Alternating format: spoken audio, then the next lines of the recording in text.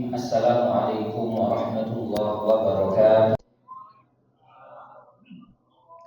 Alhamdulillahirabbil alamin, asyhadu an la ilaha illallah wahdahu la syarika lah wa asyhadu anna Muhammadan abduhu wa rasuluhu la nabiyya ba'dah. Allahumma shalli wa sallim wa barik ala sayyidina wa nabiyyina Muhammad wa alihi wa sahbihi wa mawalah. Rabbi shrah li sadri wa yassir li amri wahlul 'uqdatam min lisani yafqahu qawli.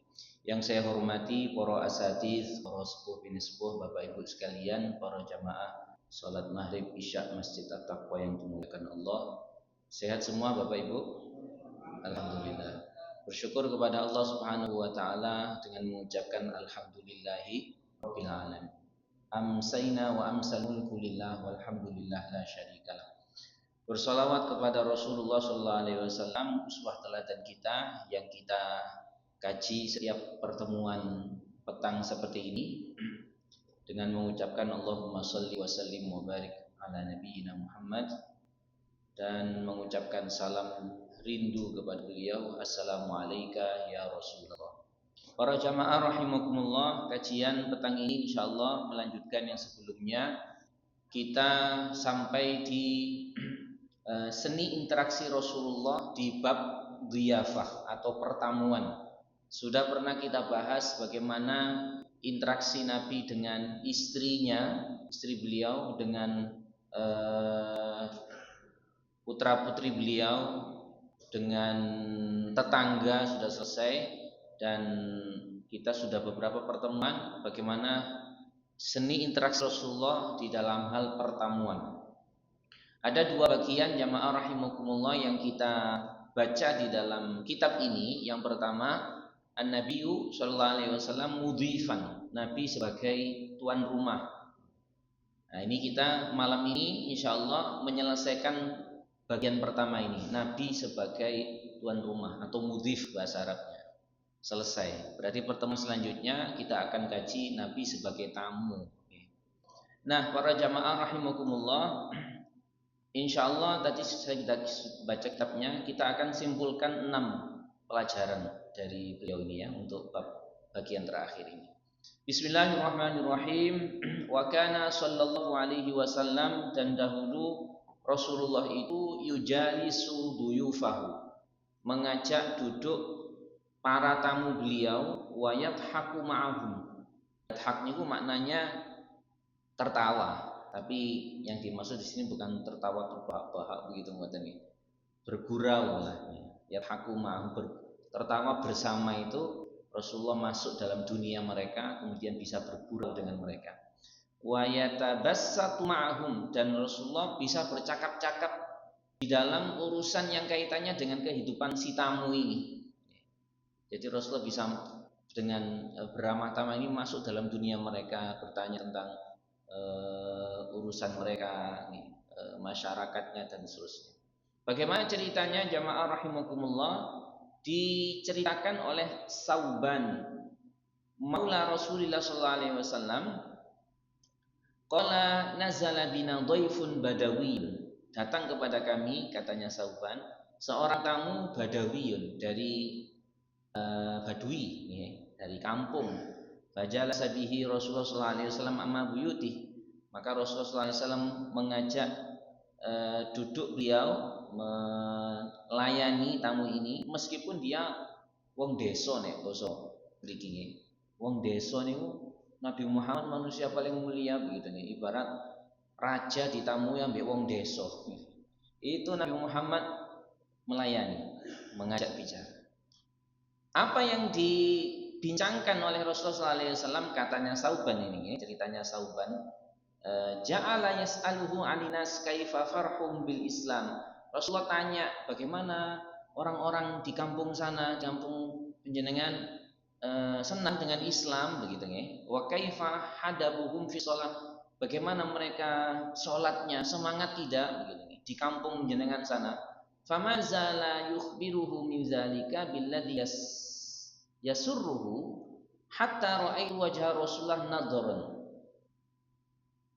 Katanya Sauban, begitu Rasulullah bincang-bincang sama orang Badui ini mengenai urusan di kampung mereka itu, Sampai saya melihat wajahnya Rasulullah itu berseri-seri. Luar biasa ya. Rasulullah wajahnya terlihat berseri-seri meskipun lawan bicaranya itu adalah wong desa niku. Hatta idzan tafakhun nahar, sampai ketika siang datang. Jadi ini menunjukkan apa? Perbincangan antara Rasulullah dengan tamu orang Badui ini cukup lama sampai waktu siang datang. Hana aklut ta'am, tiba waktu makan siang, da'ani. Sauban dipanggil sama Rasul. Panjenengan bayangkan mungkin lebih dekat kalau dalam kultur kita itu di pesantren. Wonten kiai ditamui sama wong desa gitu. Ngobrol Pak Kiai ini sama beliau ini, tanya tentang kondisi di kampungnya dan seterusnya. Terus sudah agak siang, Rasulullah ini memanggil Sauban budaknya, atau kalau Pak Kiai manggil santrinya. Nah, dipanggil. Apa kemudian asyara ilayya mustakhfiyan. Rasulullah SAW memberikan isyarat kepada Sauban ini yang merupakan budak Rasulullah, mustakhfiyan, tidak berucap, karena memberikan isyarat saja. Ya mungkin isyarat Pak masuk, kira-kira begitu. Yang maknanya tanya kepada Aisyah, sudah siap belum kan siangnya, begitu kira-kira. Aniti baita Aisyah, coba datang ke rumah Aisyah. Fa akhbirha, kasih tahu dia, anna li Rasulillah dhaifan, bahwa Rasulullah itu sedang ada tamu, disuguhi apa gitu ngoten. Qolat, katanya Sauban ketika sudah bertemu Siti Aisyah, wallazi ba'atsaka bil huda wa dinil haqqi, demi Allah ya, ma asbaha fi baitina syai'un ya'kuluhu ahadun minan nas, dan sedikit pun yang bisa dimakan oleh seorang saja wonten. Nah, berarti kira-kira Rasulullah tadi itu nggak sarapan gitu, nggak ada ma asbaha, nggak ada waktu pagi ini satu hidangan yang layak dimakan seseorang pun. Maka bagaimana? Raddani ila nisaihi, Rasulullah SAW memerintahkan kepada Sauban ini untuk coba ke bunda yang lain, ke istri Rasulullah yang lain. Kulluhunna ya'tazirna, semuanya istri-istri Nabi ini mohon maaf pada Rasulullah sebagaimana Siti Aisyah tadi, karena tidak ada hidangan yang bisa disajikan. Hatta ra'aitu launa Rasulullah kasf, sampai Sauban ini melihat Rasulullah gak ada yang bisa disuguhkan. Rasulullah yang tadi berseri-seri berubah, kasafa, berubah. Kasaf ini makanya gerhana itu disebut kusuf. Kusuf itu artinya dia berubah bentuknya. Nah, masih belum selesai ceritanya. Wa kana al-badawiyyu aqilan. Untungnya orang Badui ini aqilan, orang yang berakal, orang yang cerdas. Terus jamaah rahimakumullah, umumnya orang Badui itu berpendidikan, ngoten niku. Wong desa niku. Tapi ini orang Badui yang sing rodok cerdas. Famazal al-Badawi yu'aridu Rasulullah, terus si orang Badui ini ngajak bicara Rasulullah, hatta qala, sampai merasa Rasulullah ini kayaknya mau menghormati saya, nyuguhi, tapi nggak ada yang disajikan gitu ya. Sampai dia mengatakan, inna ahlul badiyah mu'anuna fi zamanna, kami ini penduduk kampung wahai Rasulullah, mu'anuna zaman sekarang ini, lasna ka ahlil hadar, kami ini kehidupan kami di kampung nggak seperti kehidupan di kota wahai Rasul. Bagaimana itu? Yakfi ahaduna al-qabd, kami cukup saja kalau makan itu segenggam tamr, segenggam kurma, yashrabu 'alaiha syurbah minal laban, diminum sama segelas susu mawon pun, fadzalikal khasab, katanya bilang itu sudah sangat mengenyangkan wahai Rasulullah gitu. Artinya beliau menyampaikan ini supaya nggak sampai merepotkan Rasul. Kami ini di kampung kami wahai Rasulullah, kalau makan itu satu biji kurma sama segelas susu ini pun kenyang gitu. Nah, kemudian marrat inda dzalika, saat itu sedang berjalan inzun, kambing perempuan, berarti bisa diperah susunya. Qadih talabat, dia sudah usia bisa diperah. Kama nusamiha samro, namanya katanya Sauban itu, ini kambing kami biasa manggil samro. Fada'a biha Rasulullah SAW bismillah, kemudian Rasulullah memanggil samro, samro. Si kambing itu diajak bicara sama Rasul, samro, samro begitu. Fa'akbalat, si kambing itu kemudian datang dipanggil Rasulullah dengan patuh. Fa'akhadha birijliha, dipegang kakinya oleh Rasulullah. Wa masaha dhur'aha, kemudian Rasulullah memerah mengucapkan bismillah. Gini. Ternyata keluar susunya banyak sampai da'ani bi mihlab. Rasulullah memanggil Sauban, kamu ambil tempat wadah untuk susu ini.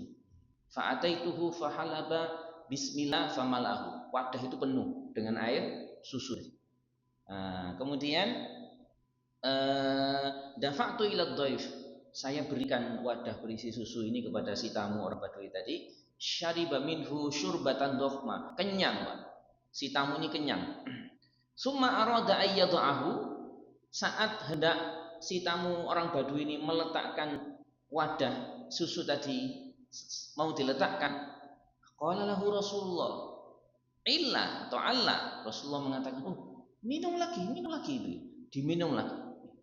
Mau diletakkan lagi, Rasulullah mengucapkan lagi, minum lagi, diulang-ulang begitu sampai dia kenyang betul karena meminum segelas atau satu wadah kecil, satu wadah kecil susu itu. Yang ini nanti kesimpulannya adalah salah satu mukjizat Rasulullah SAW. Wadah itu nggak habis-habis air susunya. Jadi begitulah Rasulullah dalam sirah beliau. Ada kambing yang kurus dipegang sama Rasulullah, kambingnya kemudian gemuk dengan susunya. Perah susunya nggak habis-habis. Jadi jamaah rahimakumullah, tidak berhenti sampai sini, sampai kemudian kan Nabi tadi tahu bahwa istri-istri beliau ini sudah nggak ada makanan di rumah.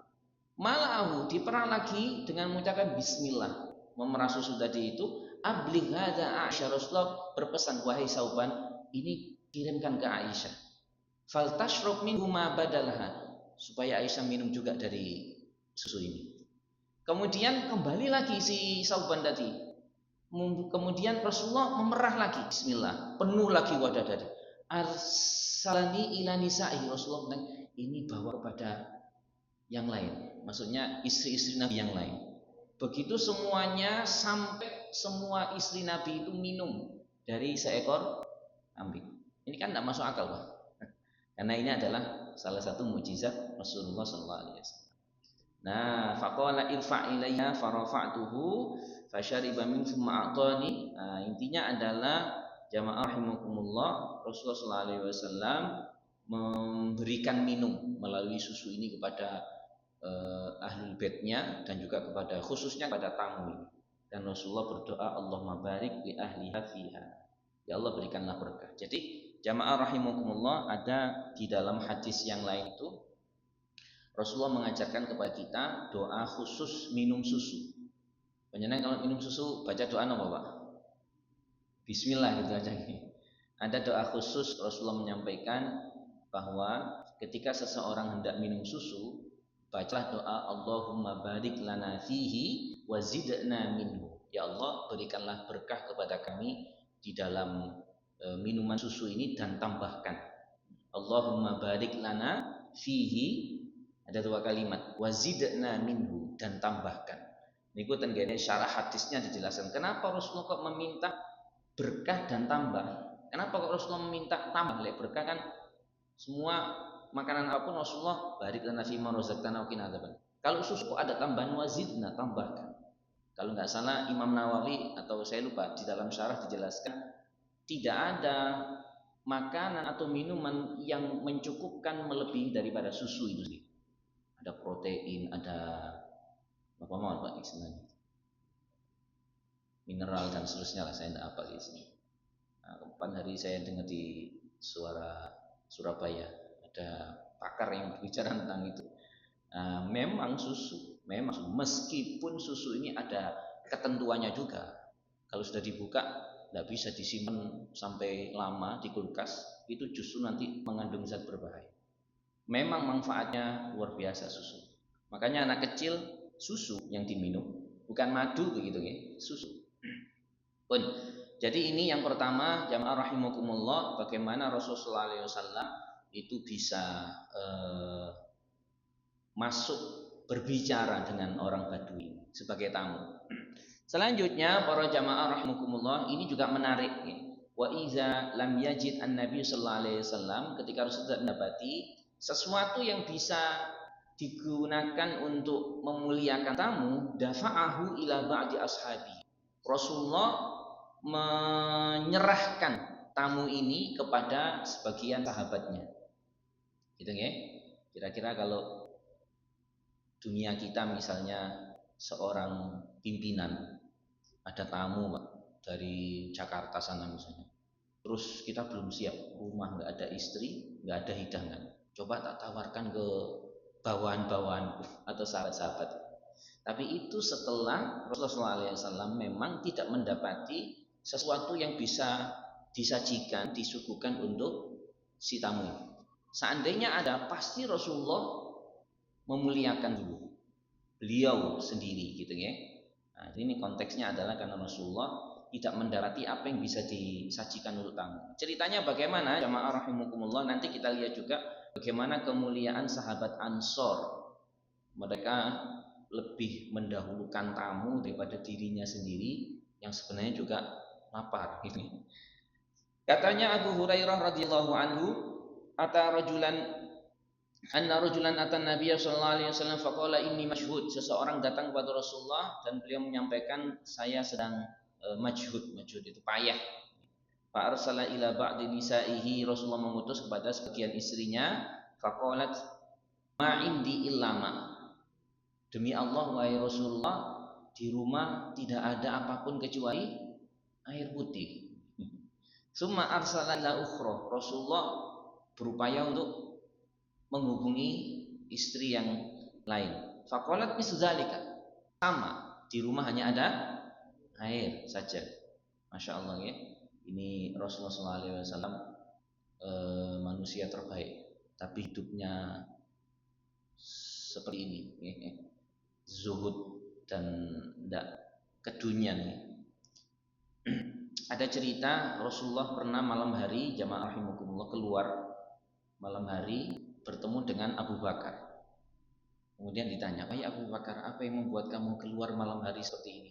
"Saya melihat wajah panjenengan wahai Rasulullah dan saya senang." Mungkin ini pernah saya ceritakan, saya agak lupa.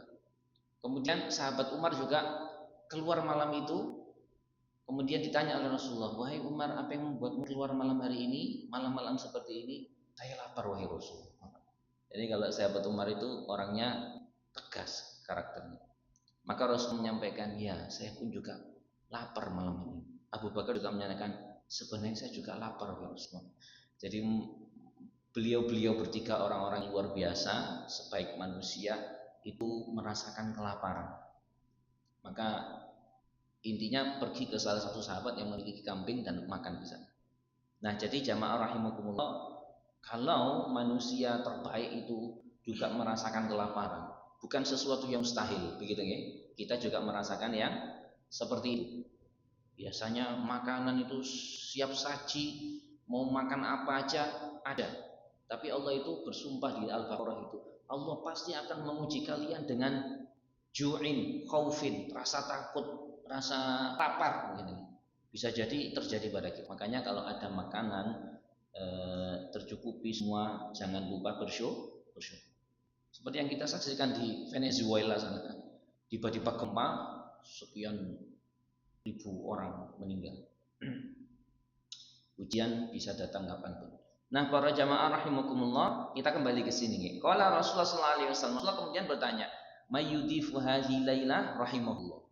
Setelah Rasulullah tanya kepada istri-istri beliau, enggak ada yang bisa nyuguhi karena di rumah hanya ada air putih saja. Siapa yang bisa memuliakan tamu ini malam ini, rahimahullah, Allah akan merahmatinya.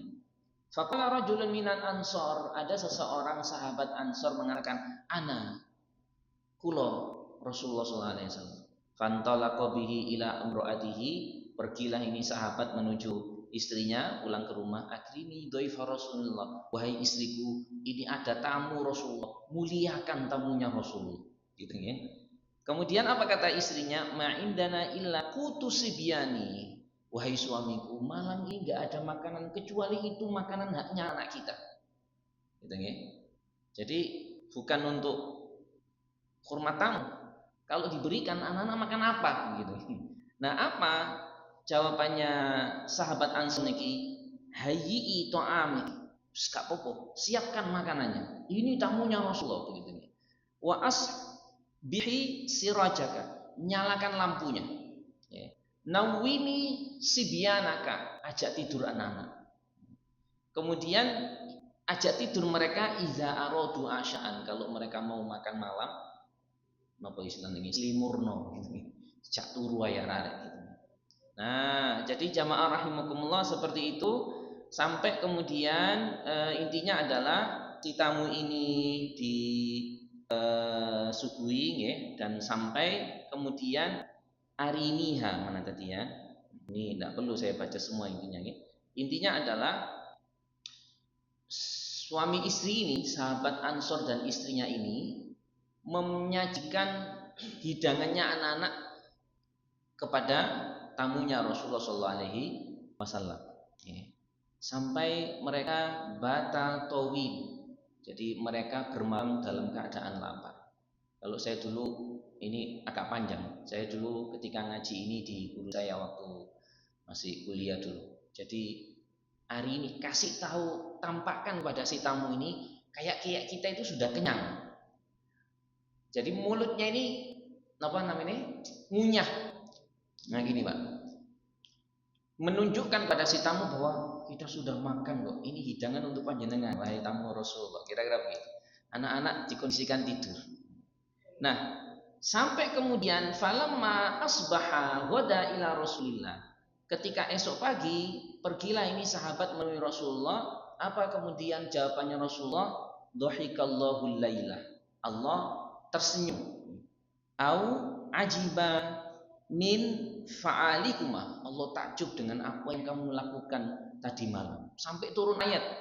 Nah, sampai turun ayat niki jamaah rahimakumullah, wa yu'thiruna ala anfusihim walau kana bihim khasasa. Mereka para sahabat Nabi itu yu'thiruna, yu'thir niku bahasa akhlaknya adalah ihsan. Napa ihsan niku? Mendahulukan orang lain daripada dirinya sendiri. Ada giliran makanan, jenengan riyen mawon, kula gampil mangke mawon. Ini akhlak terpuji namanya ihsan, mendahulukan orang lain daripada dirinya sendiri. Padahal lau kana bihim khasasa, padahal ada perlu dirinya. Padahal dirinya sendirilah apa? Nah, ini wa may yuqashuha nafsihi faulaika humul muflihun. Ujung ayat ini, siapa orang yang mengontrol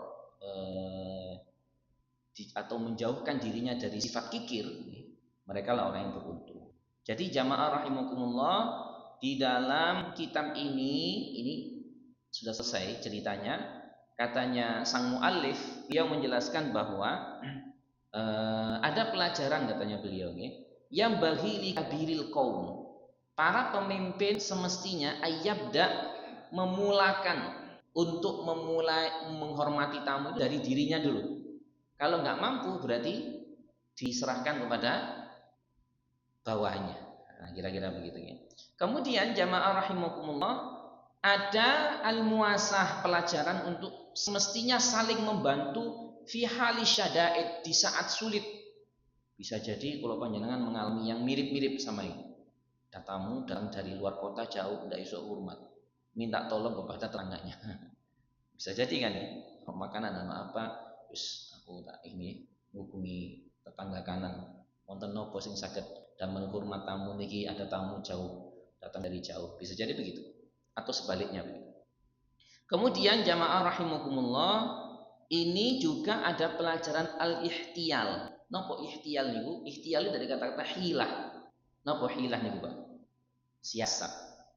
Jadi diperbolehkan melakukan siasat kalau tujuannya itu benar. Sebagaimana hukum asalnya sebenarnya siasat itu kan secara zohirnya kan bertentangan dengan kejujuran. Dan mensiasati sesuatu supaya dia mendapatkan keuntungan banyak, curang, ini yang nggak boleh. Tapi kalau mensiasati supaya tamunya ini senang, pura-pura aku kenyang gitu ya, itu diperbolehkan. Namanya al-ihtiyal fi ikramid dhaif, siasat, melakukan siasat dalam konteks memuliakan tamu itu juga bagus, boleh. Pun ini yang kedua. Allahumma shalli ala Muhammad. Kita lanjut ya. Wa kana sallallahu alaihi wasallam, ini juga menarik para jamaah rahimakumullah, dan kemungkinan juga kita mengalami ini juga. Bagaimana beliau yukrimu dhaifahu wa in kana kafiran. Rasulullah itu memuliakan tamunya, tetap memuliakan tamu, wa in kana kafiran, senajan tamunya ini orang kafir. Orang kafir. Meskipun tamunya ini non muslim, kalau dia itu bertamu, ya tetap dia punya hak untuk kita hormati. Bagaimana ceritanya jamaah rahimakumullah? Nah, ini yang luar biasa Bapak Ibu. Memang banyak kita mendapati cerita akhlak terpujinya Rasulullah ini membuat seseorang itu takjub kepada beliau sampai kemudian masuk Islam, gitu ya. Nah, ini juga endingnya ngoten. Si tamu ini masuk Islam. Bagaimana ceritanya? Dhafahu dhaifun wa huwa kafir. Ada tamu orang kafir. Fa'amara lahu Rasulullah SAW bisyatin. Rasulullah memerintahkan untuk dihadirkan kambing yang bisa diperah susunya. Kemudian si tamu ini meminum susu dari seekor kambing ini. Tapi nggak berhenti di sini. Summa ukhra fasyaribahu. Kemudian didatangkan lagi kambing yang lain. Kambing yang lain. Kemudian fasyaribahu, minum lagi tamunya ini. Summa ukhra, lagi kambing yang lain lagi. Kambing yang ketiga. Fasyaribahu hatta syariba halaba sab'i syiyah. Sampai si tamu ini minum dari 7 ekor kambing. Banyak ini. Nanti menunjukkan apa? Menunjukkan apa? Kira-kira apakah tak kenyang si orang itu? Sampai minum susu kok sampai dari 7 kambing. Ini sampai dijelaskan dalam syarah hadisnya ini bahwa begitulah orang kafir itu. Jadi jamaah rahimakumullah, ada cerita Rasulullah SAW pernah didatangi oleh para sahabat. Wahai Rasulullah, kami ini makan tapi kok nggak kenyang ya wahai Rasul. Katanya Rasulullah, la'allakum taftarikun. Jangan-jangan kalian itu makannya nggak baca doa. Jangan-jangan kalian makannya sendiri-sendiri. Taftarikun, mojok sana. Nah, jadi orang Muslim itu seperti yang dicontohkan Rasulullah, kalau berdoa dengan doa itu menjadikan setan itu nggak bisa makan makanan ini. Ya, setan nggak bisa makan makanan ini, sehingga apa? Perutnya itu ya hanya satu. Tapi orang kafir yang tidak baca doa, maka perutnya itu dikatakan 7 perut. Makannya banyak. Pernah jenengan Pak lihat di YouTube itu, orang makan sak baskom masuk dalam perutnya. Entah berapa telur itu ada di situ. Mie telur itu, akhirnya kok bisa ya? Itu semua sak baskom itu masuk dalam perutnya. Nah, kalau orang Muslim dengan kita membaca Bismillah, itu setan tidak bisa ikut makan makanan kita. Nah, jadi para jamaah rahimakumullah, sampai 7 kambing susu tamu non Muslim ini minum. Summa innahu asbaha, tapi esok paginya aslam. Ternyata orang kafir ini masuk Islam. Fa'amara lahu Rasulullah SAW bisyatin. Lalu Rasulullah memerintahkan untuk coba datangkan seekor kambing yang bisa diperah susunya. Syariba. Kemudian amara bi ukhra. Besok paginya nih Bang ya, sudah masuk Islam. Kemudian Rasulullah menyuruh untuk dihadirkan seekor kambing lagi yang kedua gitu ya. Dipersilakan untuk minum, falam yastatimmaha. Tidak bisa habis. Nah, inilah yang kemudian Rasulullah SAW sampai bersabda niki, al-mu'minu yashrabu fi ni'an wahid. Orang yang beriman itu minum di dalam satu perut, satu usus. Kenapa? Nah, ini hadis nanti di dalam syarahnya dijelaskan. Karena ketika seseorang itu berdoa, maka dia itu sama dengan melarang setan itu minum. Wal kafiru yashrabu fi sab'ati am'a. Dan orang kafir itu minum di dalam 7 usus, 7 perut. Persis seperti cerita awal yang kemarinnya itu, sampai 7 kambing itu si orang kafir ini minum. Itu ya, para jamaah rahimakumullah, ceritanya tentang pentingnya kita ini kalau makan itu membaca doa. Sebenarnya kalau Rasul sudah menyampaikan mukmin, itu berarti ya sudah harus mengikuti tuntunan Nabi di dalam mau makan minum, yaitu baca doa, baca bismillah. Meskipun muslim, kalau kita ini nggak baca doa, ya setannya tetap ikut makan. Sebab Nabi pernah sudah siap ini, Rasulullah mau makan. Dulu para sahabat ini makan sama Nabi itu satu talam gitu kira-kira, satu makan bersama. Dan para sahabat tidak mungkin meletakkan tangan kecuali Rasulullah mengawali. Adabnya sahabat ngoten. Tapi suatu hari pernah tiba-tiba ada seseorang datang, ka'annahu dufi'a, kayak dia itu didorong, tiba-tiba tangannya masuk. Padahal Rasulullah belum meletakkan tangan, belum memulai, belum start makan. Kemudian Rasulullah mengibaskan tangannya. Nah, kemudian Rasulullah bersabda, tahukah kalian siapa itu tadi? Dia adalah setan. Menjelma seorang budak. Dia masuk tangannya supaya menganggap makanan ini karena belum dimulai dengan doa, dengan bismillah, maka menjadi halal bagi dia. Nah, sampai begitu realnya itu jamaah rahimakumullah, doa itu membuat setan itu nggak bisa makan. Satu lagi, ini penting. Pernah Rasulullah melihat seorang sahabat makan, lupa nggak baca doa. Sahabat nih, sahabat Nabi, Muslim, tapi nggak baca doa. Tinggal satu suap saja. Nah, ketika tinggal satu sendok, baru ingat dia, belum baca doa. Maka dia membaca Bismillahi awwalahu wa akhiruh. Begitu kalau kita lupa ya. Nah, membaca Bismillahi awwalahu wa akhiruh. Dhahikan Nabi SAW, Rasulullah tertawa. Kenapa jamaah rahimakumullah? Rasulullah menyampaikan mazala syaitanu ya'kulu ma'hu. Setan terus makan bersama dirinya sampai ketika tinggal satu suap itu dia baca doa istaqo'a. Si setan itu memuntahkan yang sudah dia lahap ini. Jadi cerita ini menunjukkan apa Bapak Ibu? Kita bisa ngepel setan. Itu ya. Enggak usah baca doa. Tinggal satu sendok bismillah, muntah dia. Nah, ini benar apa yang disampaikan Rasulullah, setan ikut makan makanan yang tidak dibaca bismillah. Pun ini cukup ya, nggak perlu kita baca semua supaya waktunya cukup. Selanjutnya cerita yang ke pinten nih 3 atau 4 nih. Wa kana sallallahu alaihi wasallam, Rasulullah alaihi wasallam itu yaqumu ala khidmati diyafihi. Beliau sendiri melayani tamunya. Enggak pakai apa? Pembantu. Nah, tentunya dalam kasus cerita yang diceritakan oleh sahabat Jabir nih. Bagaimana niku jamaah rahimakumullah yaumal Khandaq, ketika peristiwa Khandaq itu lama da'an Nabi sallallahu alaihi wasallam, sahabat Jabir mengundang Rasulullah wa qala lahu tu'ayyim, kemudian monggo pinara Rasulullah, fakum anta ya Rasulullah wa rajulun aw rajulani. Jadi waktu perang Khandaq itu kan banyak sahabat-sahabat yang lain katanya. Ini Jabir ingin melayani Rasulullah sebagai tamu, tapi tanya, wahai Rasulullah, sinten mawon nggih, berapa orang? Seseorang atau 2 orang, supaya kami yang di rumah menyiapkan hidangan untuk panjenengan sama yang 2 orang tadi gitu. Rasulullah balik tanya, kamu berapa banyak? Ditanya balik sama Rasulullah, berapa banyak makanan yang disiapkan gitu. Nah, fazakartu lalu dia sampaikan, mungkin wonten niki wahai Nabi wonten pecel, wonten sayur tan apa ngoten niki. Dijelaskan. Kasirun thayyib, kemudian Rasulullah mengatakan, "Oh, bagus, banyak itu." gitu. Kumu, ternyata Rasulullah memerintahkan, "Ayo semuanya ikut." Kaget ini Jabir. Ternyata Rasulullah mengajak banyak. Perkiraan Jabir ini sebagai tuan rumah lebih banyak daripada menu yang kami sediakan gitu. Nah, bagaimana selanjutnya?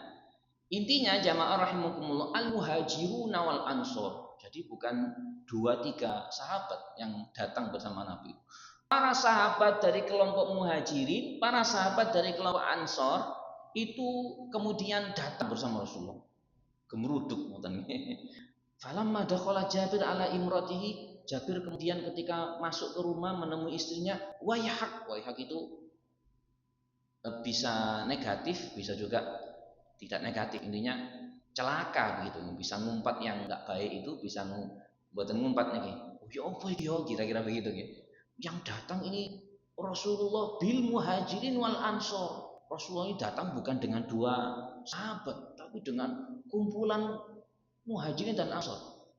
Hal sa'alta, katanya istrinya, tadi engkau sudah tanyakah kepada Rasulullah berapa orang yang akan datang gitu. Nah, ya sudah tadi gitu kan. Udhulu Rasulullah kemudian mempersilahkan, ayo masuk gitu. Jangan berdesak-desak wala tudawwir. Ya intinya jamaah rahimakumullah, Rasulullah SAW kemudian apa yang dilakukan oleh beliau. Jadi beliau itu saat para sahabat muhajirin Ansor kumpul niku Pak, itu yaksilul khubus, roti dibelah sama beliau. Beliau sendiri yang melakukan itu. Dibelah sendiri, tengahnya dikasih daging, ribu ilas. Ayo monggo. Nah, gitu. Seperti kalau kita syukuran di rumah gitu ya. Kalau di kampung kan gitu Pak. Dihitung terus untuk kopi roti. Nah itu yang datang banyak dari perkiraan ini. Tapi Nabi melayani sendiri, roti dibelah, kasih daging, kasihkan. Begitu seterusnya, sampai nggak ada bersisa seorang pun dari sahabat kecuali sudah mendapatkan roti ini. Semuanya dapat. Nah, kemudian kulihada wa ahdi, sampai Rasulullah menyampaikan, wahai istrinya Jabir gitu ya, yang menyajikan dari dalam rumah, kulihada ini hakmu, makan ini. Terus yang ini kasihkan ke tetangga yang kanan kiri. Ngoten. Ini juga mukjizat Rasulullah SAW. Hitungannya 3 orang tapi bisa cukup sekian banyak orang. Masya Allah. Allahumma sholli ala Muhammad. Poinnya di sini jamaah rahimakumullah, Rasulullah itu langsung menyajikan, yang membelah roti, membagi daging itu Nabi sendiri. Begitu ya. Nah, jadi ini para jamaah rahimakumullah bisa kita terjemahkan dalam kita ini kalau ada tamu, yo tidak harus semuanya itu pembantu. Bisa jadi kita nyiapkan minuman sendiri, ngecurno minuman itu kita sendiri. Begitu kalau lihat ya kiai-kiai kita itu, masya Allah. Allahumma sholli ala Muhammad. Terakhir para jamaah rahimakumullah, yang terakhir adalah warubbama kana yata'azza. Rasulullah juga sempat merasa terganggu min ba'di sulukiya didufuyufihi, dari sikap sebagian tamunya, tetapi Nabi itu malu Pak untuk ikhraj. Ikhraj ini mengusir. Rasulullah malu mengusir. Kalau kita bisa jadi nggak tahan. Ya apa caranya ngusir tamu gitu. Nabi mboten. Karena merasa tamu itu punya hak dimuliakan. Bagaimana ini jamaah rahimakumullah, ada ayat Rasulullah manggil ya ayyuhalladzina amanu, wahai orang yang beriman, la tadkhulu buyutan nabi, jangan kalian masuk ke rumah Nabi itu illa ayyuzana lakum ila ta'am, kecuali kalian sudah diizinkan untuk menikmati hidangan. Ghayra nazirina inah, tidak boleh juga menunggu waktu masak. Misalnya sedang dimasak, nah ini adabnya kepada Nabi.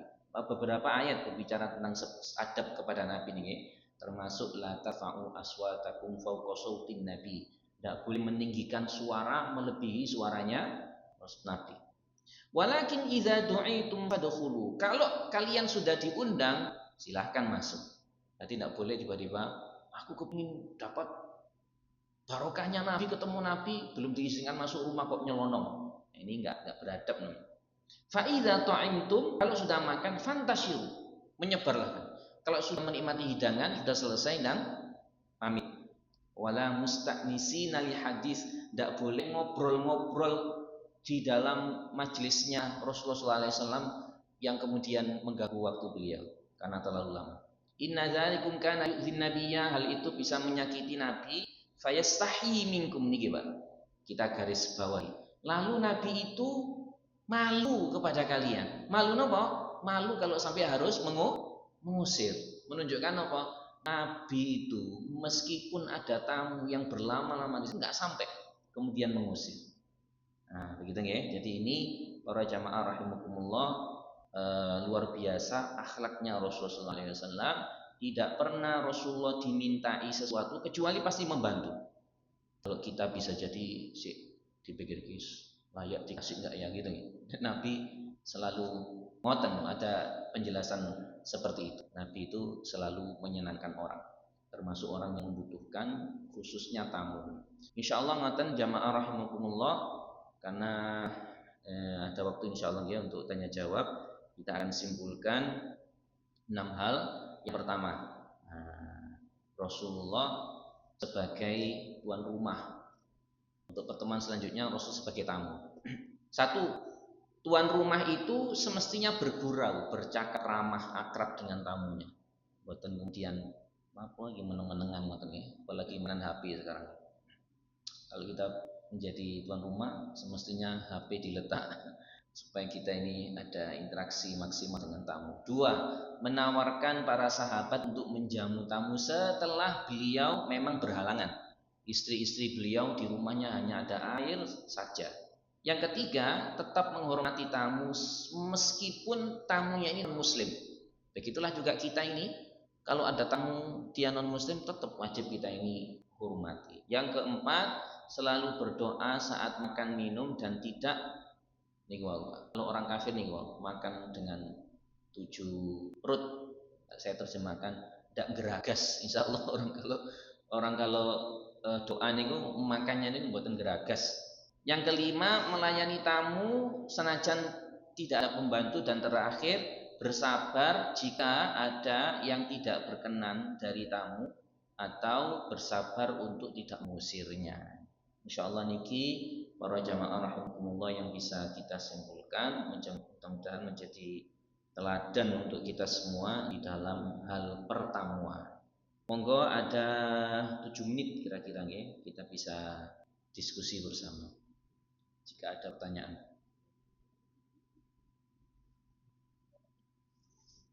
Dari Bu Pri.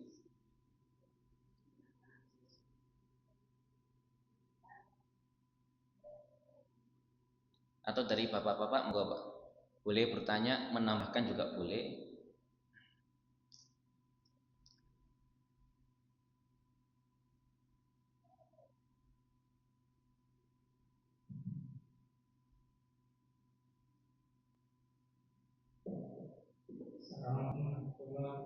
Waalaikumsalam warahmatullahi wabarakatuh.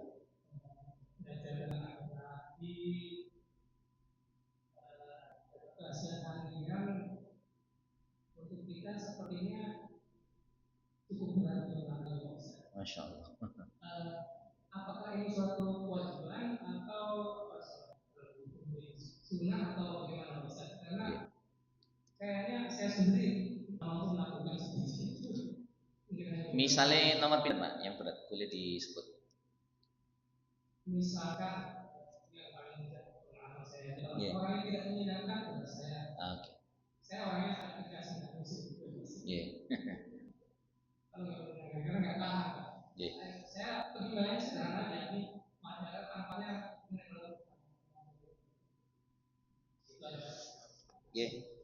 Masya Allah, menarik. Pertanyaan penting dan relate sama kita semua. Nabi itu ibarat kita ngaca itu ya sosok idealnya. Innaka la'ala khuluqin azim. Rasulullah itu dinyatakan di dalam Quran, sesungguhnya engkau pastilah pasti berada di atas akhlak yang agung.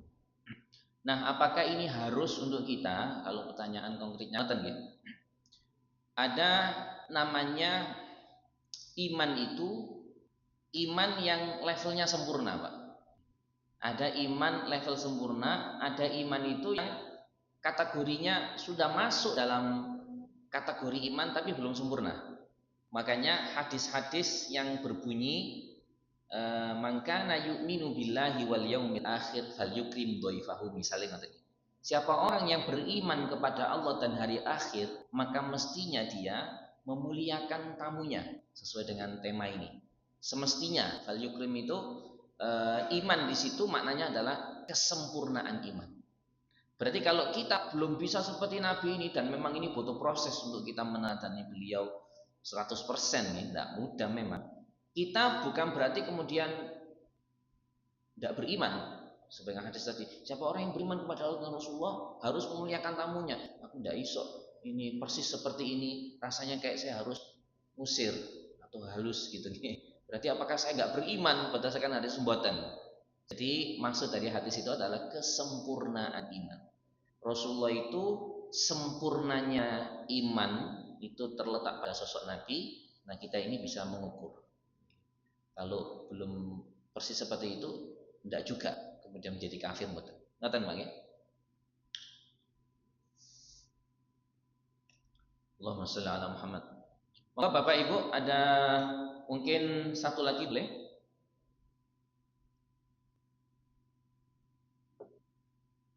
Nah, saya tambahkan lagi Pak ya. Jadi memang ini kita masih bahasanya belum selesai. Kalau kita ini berbicara tentang adab pertamuan, berarti ada dua sisi, sebagai tamu juga sebagai rumah. Si tuan rumah punya adab terhadap si tamu juga punya kewajiban kepada si tuan rumah. Seperti apa kewajibannya seorang tamu itu kepada tuan rumah? Itu juga kita bercermin kepada Nabi. Bagaimana Nabi kalau menjadi tamu itu juga ya mestinya supaya mulai dan mulai gitu. Itu juga dua sisi yang harus sama-sama kita pahami. Dimanapun kita sebagai tamu atau tuan rumah yang kita mengikuti Nabi. Insya Allah ngaten Bang ya. Kita lanjut di pertemuan selanjutnya. Para jamaah rahimakumullah, cukup nggih kalau nggak ada pertanyaan? Ya, mudah-mudahan menjadi ilmu yang manfaat dan barokah. Kurang lebihnya mohon maaf. Adanallahu wa iyyakum. Astaghfirullah. Assalamualaikum warahmatullahi wabarakatuh.